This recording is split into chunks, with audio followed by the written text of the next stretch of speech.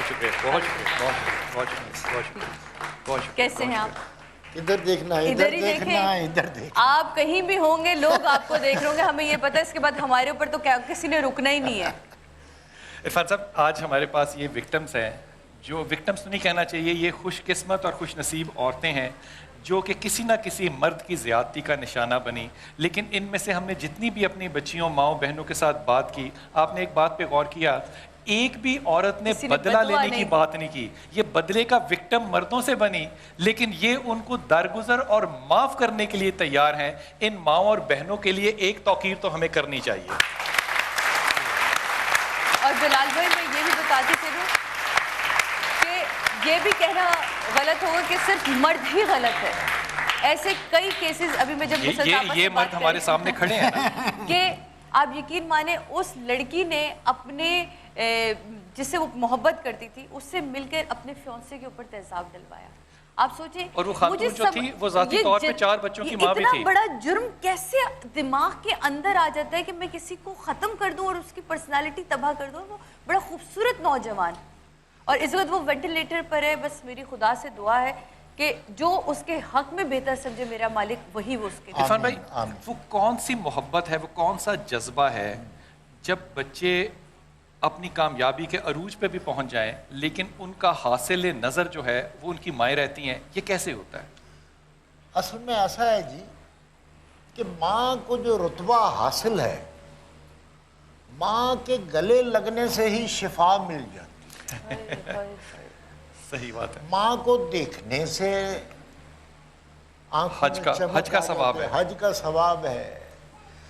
تو ماں سے بڑا رتبہ میں نہیں سمجھتا کسی کا۔ اور اب یہ ہمارے کلام پاک میں بھی ہے، ہماری اور جتنی بھی ہمیں جو تربیت دی جاتی ہے وہ یہی ہے کہ ماں جیسا رشتہ کوئی نہیں۔ حضرت عمر کے پاس ایک آدمی آیا اور اس نے جہاد پہ جانے کی اجازت مانگی، تو اس کی ماں نے کہا کہ یہ جہاد پہ چلا جائے گا تو میرا خیال کرنے والا کوئی نہیں ہے۔ حضرت عمر خطاب، جن کی مثالیں دے دے کے ہمارے دل روتے ہیں، آپ نے کہا کہ اگر میں نے تجھے ماں کی زندگی میں کبھی بھی جہاد پہ جاتے دیکھا تو تیرا سر میں خود قلم کروں گا۔ جب تک تیری ماں زندہ ہے تو جہاد پہ نہیں جائے گا، تو اپنی ماں کی خدمت کرے گا۔ کہاں جہاد اور کہاں ماں کی خدمت؟ اللہ نے ماں کی خدمت کو افضلیت دی اور جہاد کو پیچھے رکھا۔ جب نبی کے لیے خدا کہہ سکتا ہے کہ اب سنبھل کر آنا، کہ تیری ماں نہیں ہے، اب تیری ماں نہیں ہے دعا کرنے کے لیے تیرے لیے، تو آپ یہی میرا خیال ہے کہ ہم لوگوں کے اندر سے وہ جذبہ ہی ختم ہو گیا۔ ہمارے یہاں یہ دین کی جو تعلیم ہے، دین کی جو کمی ہے نا ہمارے اندر، میں ایک ادب سے بڑی عاجزی سے آپ کے سامنے جملہ کہہ رہا ہوں۔ دین اپنی جگہ پہ بالکل ٹھیک ہے، اس کی تعلیم ہونی چاہیے، لیکن میرے خیال میں ماؤں کے دودھ کی، معافی کے ساتھ کہہ رہا ہوں، ماؤں کے دودھ کی تاثیر بھی ختم ہو گئی کہ وہ مردوں اور عورتوں میں وہ غیرت پیدا کر سکتی جو غیرت ان کے اندر آنی چاہیے تھی۔ اگر وہ مرد اور عورتیں آج زمانے میں آئیں گے جو عورت جس سے وہ پیدا ہوا ہے وہ اس کی عزت اور توقیر نہیں کر سکتا، تو خدا کی قسم پھر صرف انتظار کیجئے کہ آپ کا بیٹا بھی آپ کی بیوی کے اوپر یہ ظلم ضرور کرے گا۔ اس کا تعلق بھی پھر دین سے۔ میں آپ کو بتاؤں، جب میری یہاں بیٹی پیدا ہوئی تو میری بڑی بہن نے مجھے کہا کہ جب تم اسے فیڈ کرانا سعدیہ، تو قل هو اللہ احد اور انا اعطینا اور ساری دعائیں پڑھتی رہنا۔ جتنی دعائیں تم پڑھو گی وہ تاثیر اس کے اندر جائے گی۔ آج مجھے بتائیں کتنی ماؤں اور کتنی بیٹیوں کو یہ بات بتائی جاتی ہے، کتنی مائیں بتاتی ہیں اپنی بیٹیوں کو کہ یہ تم نے دینے ہیں۔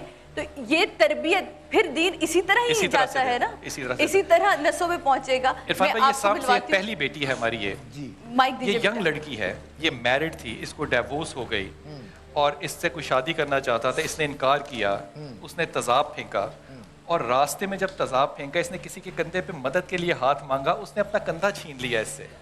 اس کو ہسپتال لے جانے والا کوئی مرد موجود نہیں تھا۔ سمجھ نہیں آ رہا کہ وہ خوف تھا اس کا یا اس کی غیرت تھی کہ ہائے نہ، مرد نہیں تھا، وہ مرد نہیں تھا۔ ختم، بات ہی ختم ہو گئی۔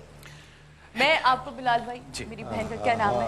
السلام علیکم، میرا نام رخسانہ ہے اور میرا جو یہ ایکسیڈنٹ کیس ہے، میرا تقریباً یہ 9 سال ہوا تھا۔ میں اسکول سے آئی تھی اور اپنا پراٹھا گرم کرنے کے لیے کچن میں چلے گئی تھی، تو اس وقت یہ سلینڈر پھٹا تھا۔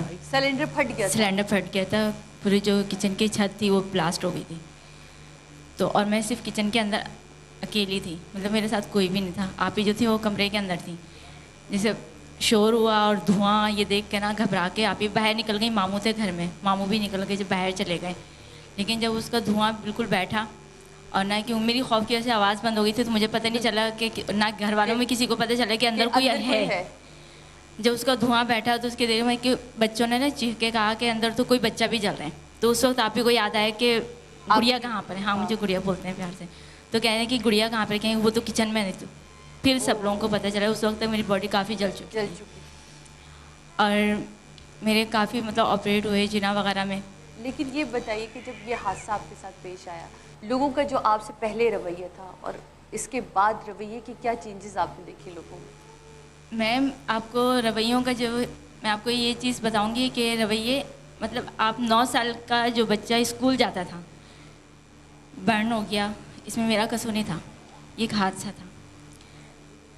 जब 2 साल के बाद मेरा इलाज कंप्लीट हुआ, जब स्कूल में गई हूँ तो दूसरे दिन टीचर से आके पेरेंट्स कहते हैं कि अगर आप इस बच्ची को यहाँ पढ़ाएंगी तो हम अपने बच्चों को यहाँ पे नहीं पढ़ाएंगे, क्योंकि ये बच्ची का फेस देख के हमारे बच्चे डर जाते हैं। मैंने अपने जो इर्द गिर्द रहने वाले रिश्तेदारों के रवैये, उनके मैंने रवैये अपने मतलब खुद फेस किए। मैंने गली में खेलना छोड़ दिया था, मैं नहीं खेल पाती थी क्योंकि बच्चे मेरे साथ खेलते नहीं थे। उनकी माँ उनको अंदर ले जाती थी कि बच्चा डर जाएगा। और मैम, आप इनका ये फेस देख रही हैं ना, इससे ज़्यादा खतरनाक फेस मेरा हो गया था। क्यों? डॉक्टर्स की लापरवाही की वजह से मैं कोमा में चली गई थी। मेरा फेस बहुत ज़्यादा ख़राब हो गया गलत बैंडेज की वजह से। जिस वक्त मैं मुसर्रत मिसबा के पास पहुंची, लिटरली आप यकीन नहीं करेंगी कि मैं ये चीज़ थी, ये पूरा यूं छुपा के चादर में फेस था मेरा।